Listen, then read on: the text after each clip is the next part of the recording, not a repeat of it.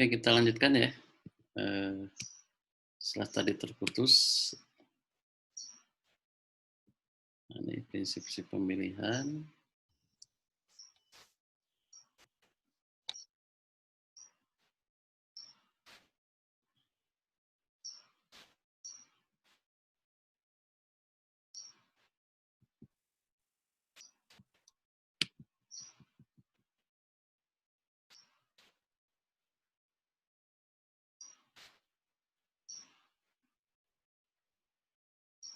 Oke, tadi kita sampai model deskriptif ya. Nah, kemudian tadi mencari alternatif di bagian yang signifikan dari proses pemodelan ialah bagaimana menciptakan alternatif-alternatif ini. Nah, ini tadi kalau kita nggak punya syarat alternatif, tentu akan sebanyak mungkin alternatif.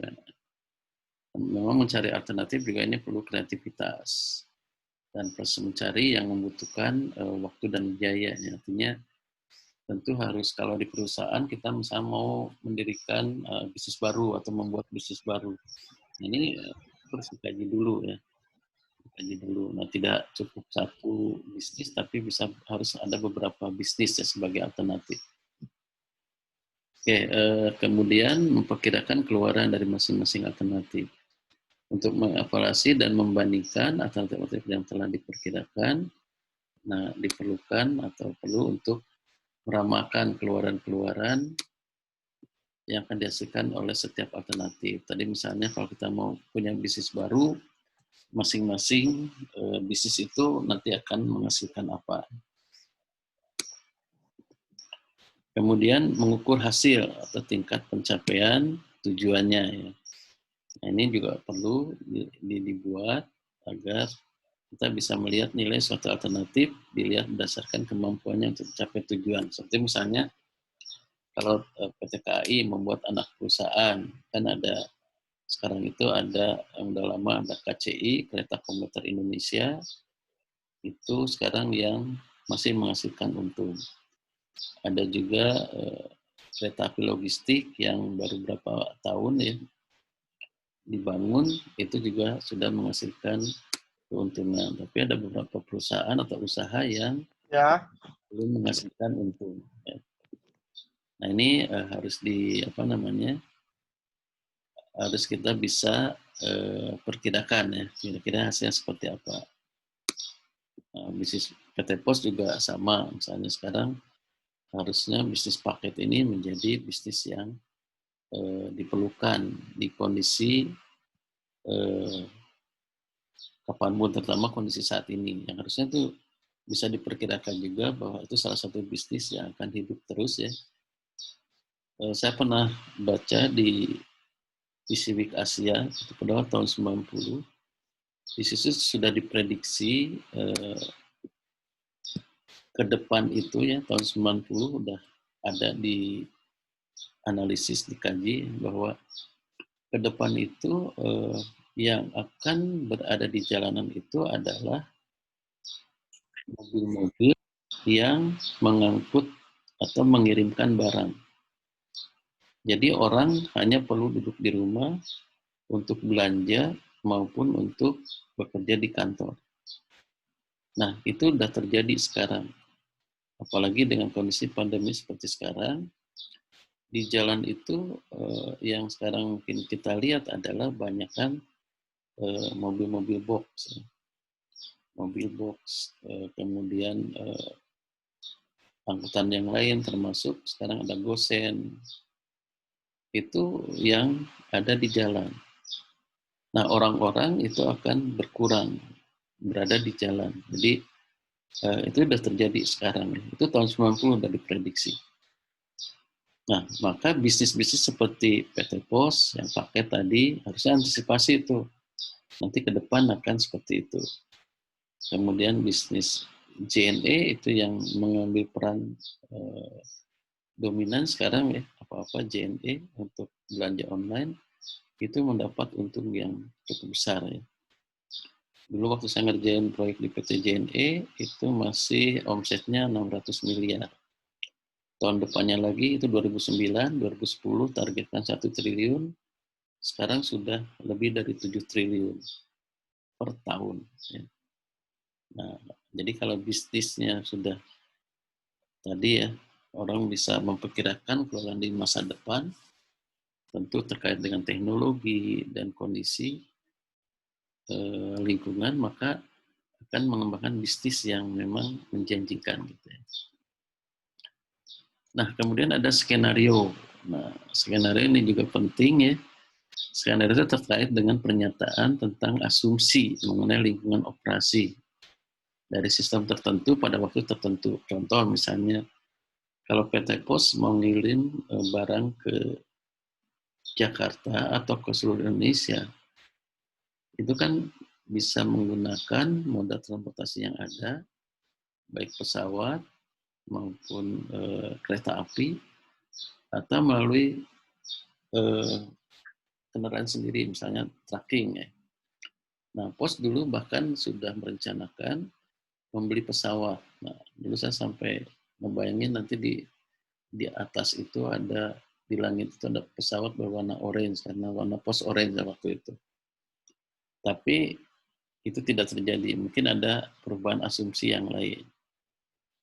Karena kan tentu tadi kalau lihat dari ukuran keluarannya, salah satunya misalnya kalau membeli pesawat kan banyak biaya yang harus dikeluarkan, kemudian juga harus berhitung volume dan lain-lain. Nah, kalau misalnya tadi Bandung Jakarta aja kalau pakai Pos memutuskan pakai trucking, tentu harus punya asumsi kalau jalanan lancar ya, nggak macet, nggak ada traffic jam di sepanjang perjalanan. Nah, tapi kalau misalnya asumsinya Jakarta Bandung aja mungkin lebih dari 5 jam, maka itu nggak bisa diputuskan pakai truk. Mungkin harus kerjasama. Misalnya yang jadwalnya lebih pasti 3 jam itu adalah kereta api. Bisa pakai kereta api Bandung-Jakarta ya, atau sebaliknya.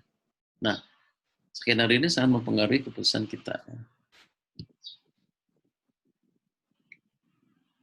Bahkan sekarang orang dipaksa untuk ada skenario seperti kondisi pandemi sekarang ya, yang harus mengikuti protokol kesehatan. Oke, kita lihat tahap ketiga yaitu tahap pemilihan. Jadi di tahap pemilihan ini meliputi pencarian tindakan yang tepat di antara tindakan yang telah diidentifikasi pada tahap perancangan yang akan dapat memecahkan masalah yang sesungguhnya.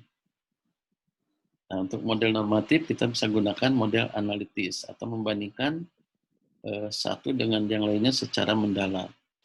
Sedangkan untuk model deskriptif dapat digunakan perbandingan alternatif dengan jumlah terbatas. Tidak semuanya kita bandingkan ya. Ini bisa melakukan dengan pendekatan pencarian buta atau blindly approach atau dengan pendekatan heuristik.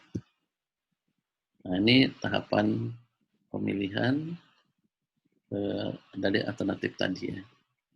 Nah, kita lihat pendekatan pencarian formal dan menurut Turban. Teknik-teknik analitik ini tentunya menggunakan formula matematis ya, yang secara langsung dapat menemukan solusi optimal atau memprediksi hasil tertentu. Nah, ada algoritma, ini adalah teknik-teknik analitis, dapat menggunakan algoritma-algoritma untuk meningkatkan efisiensi dalam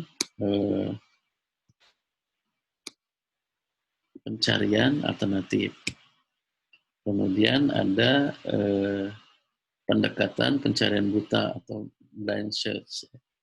Nah, di sini teknik pencarian buat mengacu pada pendekatan pencarian yang berubah-ubah. Kondisi lingkungan yang berubah-ubah, tidak ada panduannya. Nah, ada dua tipe pencarian buta, yaitu ada yang namanya enumerasi lengkap dan enumerasi tidak lengkap. Di mana enumerasi lengkap dan seluruh alternatif kita pertimbangkan sampai terjadi solusi optimal. Nah, misalnya kalau di dalam metode ini ada di Wagner Wittin ya, itu semua alternatif itu dipertimbangkan. Jadi kalau kita lihat itu di metode optimasi di pengendalian persediaan, itu biasanya yang paling optimal itu adalah Wagner Wittin, karena semua dipertimbangkan, semua kemungkinan dipertimbangkan. Nanti dengan kriteria total ongkos minimum, total ongkos inventory minimum, nanti akan dipilih alternatif yang terbaik. Nah, atau tadi bukan alternatif, tapi jumlah pemesanan yang paling optimum. Oke, kemudian ada enumerasi tidak lengkap, yaitu pencarian parsial, di mana hanya sebagian alternatif saja yang dipertimbangkan di dalam pengambilan keputusan. Ya. Sampai diperoleh solusi yang cukup baik didapatkan. Nah, contoh misalnya di algoritma genetik ya. Itu kalau misalnya kita terapkan di penjadwalan, kan kita bisa semua buat penjadwalan dengan berbagai kemungkinan. Nah, di algoritma genetik nanti penjadwalan yang kira-kira lemah itu nggak akan dipertimbangkan di dalam proses iterasi berikutnya. Nah, sehingga menjadi lebih cepat proses untuk pengambilan keputusannya. Nah, kemudian ada pendekatan heuristik, tadi sudah disampaikan. Ya, jadi di sini dengan pendekatan praktis ya, bisa dilakukan dengan menggunakan pendekatan metode desain eksperimen atau rancangan percobaan. Ini yang diajarkan oleh Bu Arum atau dosen yang lainnya. Ya. Kemudian Pak Dadang juga pernah mengajar ini rancangan percobaan. Nah, kemudian kita lihat tingkatan manajemen dan pengambilan keputusan ya. Seperti Anda ketahui bahwa manajemen itu dibagi 3 tingkatannya. Ada yang tingkatan top management atau manajemen puncak, kemudian tingkatan middle management atau tingkatan media, ada tingkatan lower management atau manajemen paling bawah. Nah, di sini kita lihat apa sih perannya manajemen puncak. Nah, di sini manajemen puncak itu harus mengambil keputusan yang strategis untuk masa depan perusahaan. Ya. Bagaimana bersaing, bagaimana meningkatkan penjualan, bagaimana bisa survive, bisa meningkatkan kesejahteraan dari karyawannya. Ini harus betul-betul bisa dibuat oleh pimpinan perusahaan, tentunya dengan mempertimbangkan lingkungan eksternalnya ya. Karena permasalahan yang dihadapi oleh top management itu biasanya permasalahannya tidak terstruktur karena pengaruh lingkungan begitu banyak. Direktur BUMN pasti banyak dipengaruhi oleh partai-partai politik dan lain-lain. Oke, ini contoh kasus di PT KAI. PT KAI yang tadinya pelayanan yang biasa-biasa saja, kalau mau ke stasiun juga di stasiun rame, gitu. Antara penumpang, pengantar, dan yang lain-lain itu bisa bergabung satu. Kemudian beli tiket juga harus ke stasiun atau ke agen. Sekarang sistem tiketing yang dibangun itu bisa beli tiket di mana saja, waktunya bisa kapan saja, H-N bisa dibeli, kemudian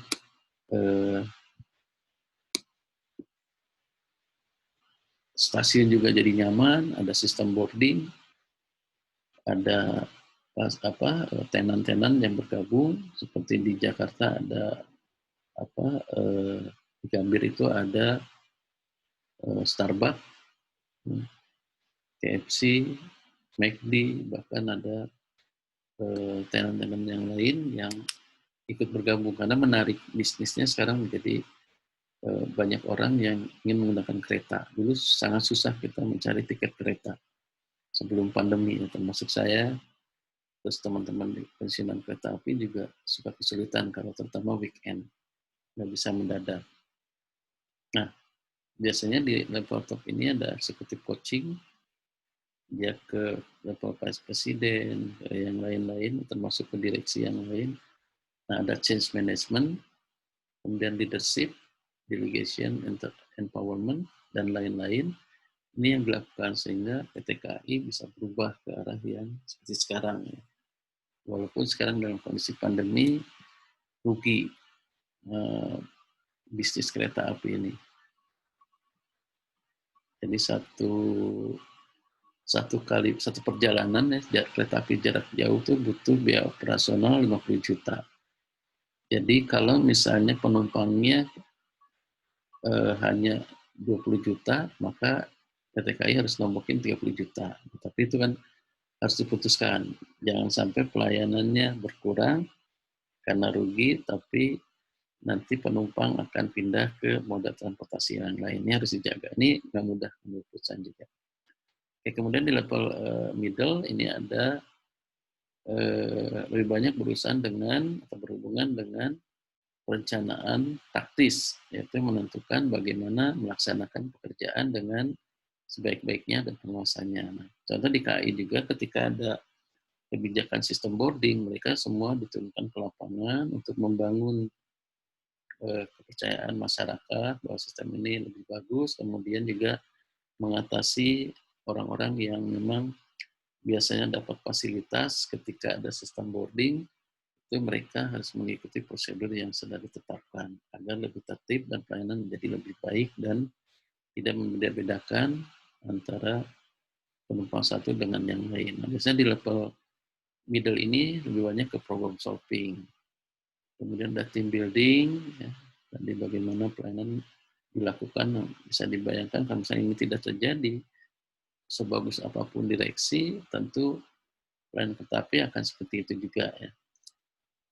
Nah, ada lagi talent development, bagaimana bakat-bakat dari karyawannya ditingkatkan, keahlian dan sebagainya, sehingga bisa menunjang terhadap kinerja dari perusahaan.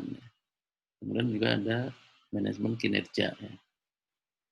Dan lain-lain di level middle, kemudian kalau di level lower management, itu ada berhubungan dengan perencanaan operasional, yaitu bertanggung jawab langsung dalam perencanaan dan pengawasan aktivitas pekerjaan sedemikian sehingga target tingkatan yang lebih tinggi dapat ditembus, misalnya pelayanan di stasiun, di dalam kereta, tempat parkir, sistem tiketing. Ini bagaimana mereka bisa melayani dengan baik.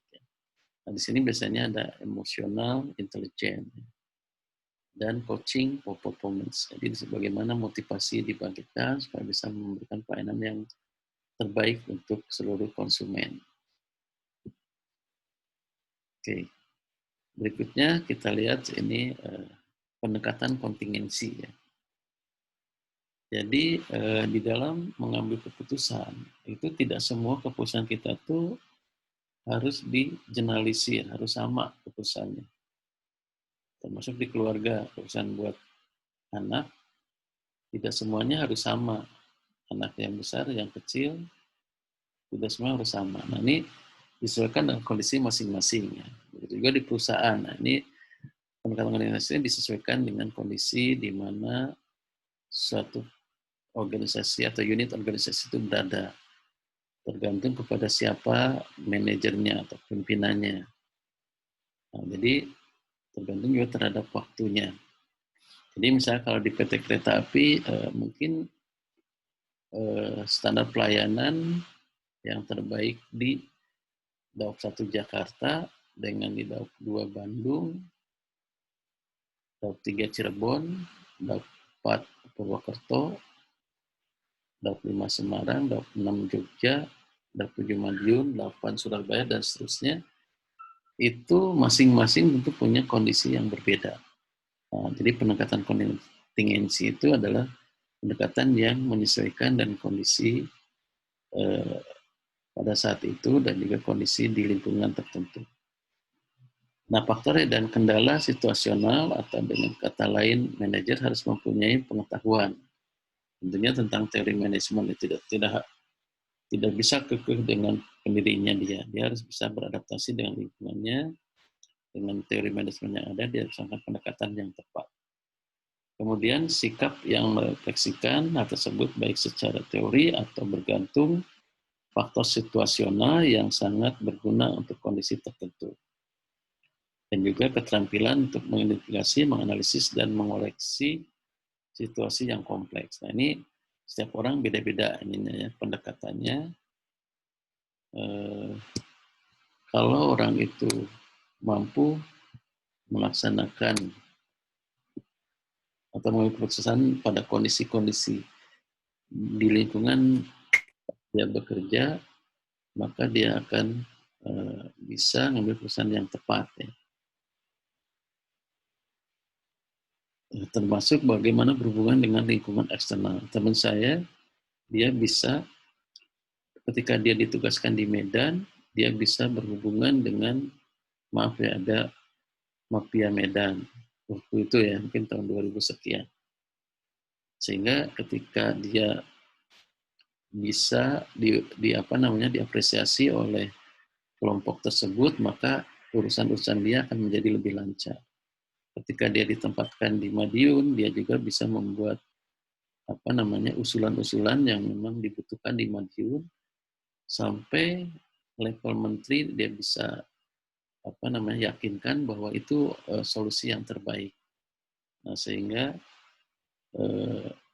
layanan atau infrastruktur di daerah tersebut itu menjadi lebih bagus dibandingkan dengan sebelumnya. Oke, jadi lingkungan eksternal, organisasi juga harus pertimbangkan, ada budaya, teknologi, sosiologi, ekonomi, politik, dan sebagainya, masing-masing punya kecenderungan berbeda atau punya ciri khas yang berbeda. Kelompok khusus yang berinteraksi dengan organisasi, bisa pelanggan, pemasar, pesaing, sumber tenaga kerja, serikat buruh, dan pemerintah juga ini lingkungan eksternal yang harus dipertimbangkan di dalam pendekatan kontingensi ini. Nah, sedangkan faktor-faktor internal organisasi ini bisa pemilik perusahaan, kalau di BUMN adalah pemerintah, bisa pekerja, bisa budaya perusahaan, harta yang terukur, struktur organisasi, tugas-tugas atau pekerjaan, sejarah perusahaan, dan lain-lain, ini semua mempengaruhi pendekatan kontingensi tadi. Ya.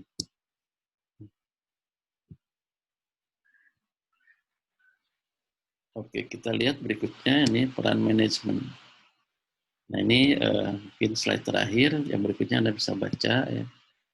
Termasuk tipe orang, tipe X, tipe Y. Sini Henry Fayol, ini udah lama ya, tapi masih valid ya. Di dalam organisasi itu tentu selalu ada tindakan perencanaan, pengawasan, pengorganisasian, pelaksanaan, dan pengkoordinasian. Atau kalau dalam bahasa Inggrisnya itu ada perencanaan to planning, pengawasan controlling, pengorganisasian itu adalah organizing, melaksanakan actuating, dan koordinasian coordinating. Nah, ini disempurnakan tadi oleh Henry Mintzberg, di mana di sini peran manajer dapat dibagi menjadi peran yang berhubungan dengan manusia, informasi, dan keputusan.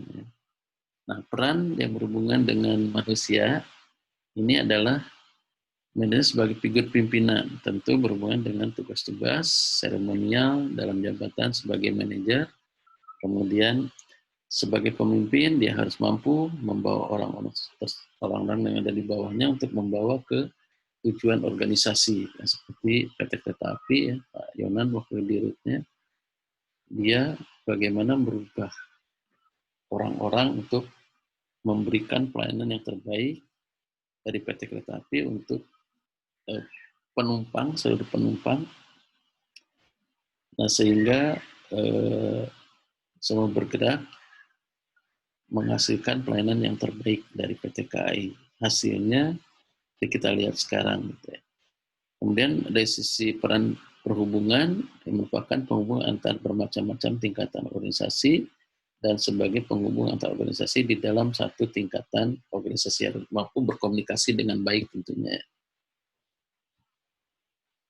Oke, berikutnya dalam hubungannya dengan informasi. Nah, jadi sebagai penerima atau pusat informasi. Jadi bagaimana dia menerima informasi, mengumpulkan informasi, kemudian menyimpan informasi, dan mendistribusikan informasi. Nah, alat bantu yang dapat digunakan dalam peran ini adalah sistem informasi manajemen. Ya. Nah, sedangkan sebagai penyebar informasi, nah dia harus menyebarkan informasi ke bagian-bagian, ke unit-unit yang berhubungan dengan kebijakan, dengan pelayanan, dan sebagainya dari organisasi tersebut, supaya sampai ke konsumen. Nah, biasanya peran ini dibantu dengan sistem otomasi kantor atau office automation system.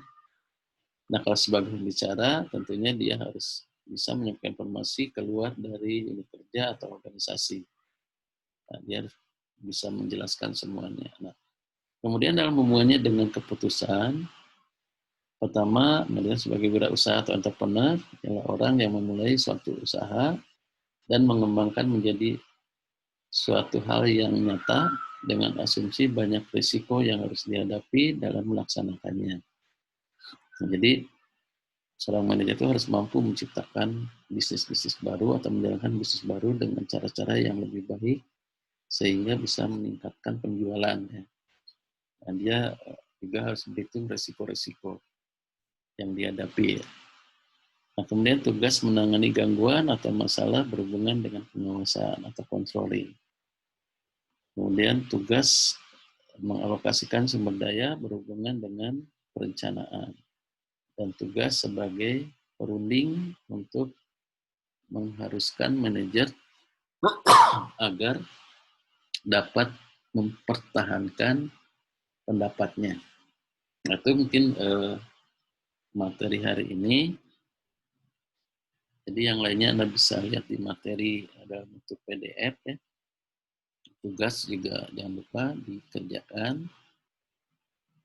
Kemudian ini ada yang mau saya tambahkan sedikit kaitan dengan ini ya, wirausaha atau entrepreneur. Jadi organisasi itu harus bertransformasi agar bisa bertahan dan bisa memberikan pelayanan terbaik, karena sekarang itu kan persaingan makin ketat ya, bahkan istilahnya hiperkompetitif. Nah, PT KAI contohnya dulu istilahnya zaman jahiliyah atau zaman feodal, itu biasanya orang-orang pimpinan-pimpinan di organisasi termasuk di kereta api inginnya dilayani. Jadi sampai ada istilah kalau bisa semua dipersulit agar dia mendapat sesuatu yang lebih atau pelayanan dari bawahannya. Nah, itu nggak zamannya lagi. Sekarang itu berubah ke entrepreneur. Tapi sebelum entrepreneur, organisasi itu berubah ke organisasi pelayanan. Nah, organisasi yang jadi pimpinan yang melayani bawahan maupun yang lainnya ya, termasuk pelanggan. Nah, jadi melayani. Berikutnya menjadi entrepreneur. Jadi pimpinan tuh harus bisa menciptakan bisnis-bisnis baru. Nah, sehingga bisa meningkatkan penjualan pendapatan perusahaan sehingga bisa memberikan profit yang makin besar buat perusahaan. Nah, organisasi sekarang juga ada istilahnya learning organization, organisasi pembelajar. Nah, mungkin berubah lagi. Nah, sekarang itu tuntutannya harus selalu bisa beradaptasi dengan perubahan-perubahan lingkungannya. Ya. Oke, mungkin itu yang bisa disampaikan. Ya. Mudah-mudahan bisa memberikan tambahan buat wawasan Anda, keilmuan Anda, terutama di zaman sekarang ya, dengan ilmu sistem informasi ini, dunia sistem informasi juga makin berkembang pesat. Kita udah ada di dalamnya. Nah, bahkan mungkin bisa dimanfaatkan ya, seperti keponakan saya ikut Shopee di belanja online, itu dia bisa penghasilannya lebih besar daripada suaminya. Udah alhamdulillah udah berhasil sekarang. Transaksinya banyak, pengiriman juga banyak setiap hari, minimum 20 paket yang dikirimkan. Nah, Anda juga bisa berperan seperti itu. Bagaimana kondisi ini menjadi tempat belajar buat Anda ya. Anda belajar di rumah, saya ngajar dari rumah untuk memenuhi protokol kesehatan, ya. Tapi bukan berarti mengurangi bobot dari proses belajar mengajar. Anda juga bisa banyak menggali ilmu dari Google, dari YouTube, dari media-media yang lainnya yang bisa Anda manfaatkan, termasuk dalam hal berbisnis gitu ya. Jadi kalau konsep Pak Ono Purbo, ahli internet di Indonesia, yang dia alirannya ke open source ya, atau yang tidak berbayar, itu dia ingin kita itu lebih produktif, bukan sebagai pengguna informasi, tapi menghasilkan informasi, menghasilkan uang dari situ, dari informasi yang kita kelola. Itu mungkin untuk hari ini ya. Nah, sebagai penutup lagi, mungkin yang terakhir, selalu jaga kesehatan ya. Mudah-mudahan kita ikuti protokol kesehatan. Mudah-mudahan kita semua selalu sehat walafiat, dijauhkan dari virus corona, COVID-19 dan penyakit lainnya. Mudah-mudahan Anda juga walaupun belajar di rumah bisa meningkatkan keilmuan Anda sehingga nanti ketika kondisi normal lagi Anda sudah banyak ilmu yang Anda siapkan di dalam nanti bekerja ya. Baik bekerja nanti di perusahaan maupun bekerja nanti sendiri. Kedepannya akan seperti apa? Nah, Anda ini pengambilan putusan juga ini salah satu yang bisa Anda gunakan untuk menyiapkan masa depan Anda. Oke, ada pertanyaan sebelum ditutup?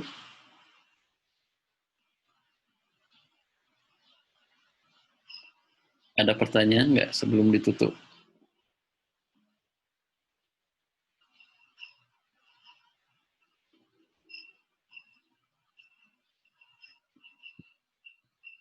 Nggak ada pertanyaan atau memang lagi pada tidur ini?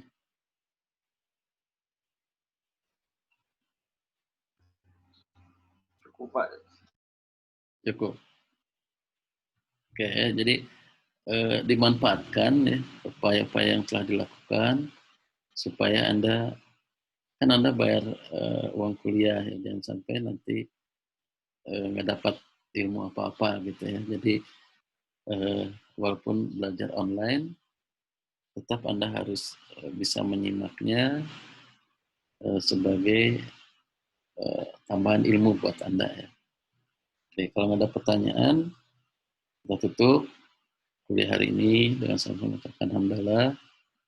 Alhamdulillah. Assalamualaikum warahmatullahi wabarakatuh.